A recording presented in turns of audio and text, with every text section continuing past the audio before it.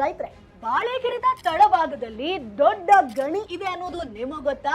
ಹೌದು, ಬಾಳೆ ಗೊನೆ ಆಗಿರ್ಬೋದು, ಬಾಳೆ ಎಲೆ ಆಗಿರ್ಬೋದು, ಬಾಳೆ ದಿಂಡನ್ನ ಸಾಕಷ್ಟು ರೈತರು ಆದಾಯದ ಮೂಲವಾಗಿ ಸೃಷ್ಟಿಸಿಕೊಂಡಿರ್ತಾರೆ. ಆದ್ರೆ ಇದರ ಹೊರತಾಗಿ ಕೂಡ ಒಂದು ಆದಾಯದ ಮೂಲ ಇದೆ.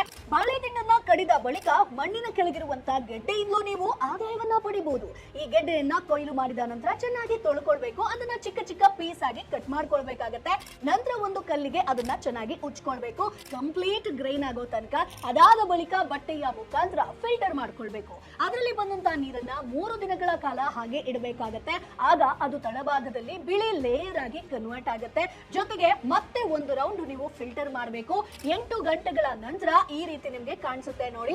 ನಂತರ ಇದನ್ನ ನೀರಿನಲ್ಲಿ ಕುದಿಸಬೇಕಾಗತ್ತೆ. ಸೊ ಕುದಿಸಿದ ಬಳಿಕ ಈ ರೀತಿಯಾಗಿ ಜೆಲ್ಲಿ ತರ ಕನ್ವರ್ಟ್ ಆಗುತ್ತೆ. ಚೀನಾದಲ್ಲಿ ಈ ಜೆಲ್ಲಿಗೆ ಸಿಕ್ಕಾಪಟ್ಟೆ ಡಿಮಾಂಡ್ ಇದೆ, ಜೊತೆಗೆ ಒಳ್ಳೆ ಬೆಲೆ ಕೂಡ ಇದೆ. Boss Vala, B the boss.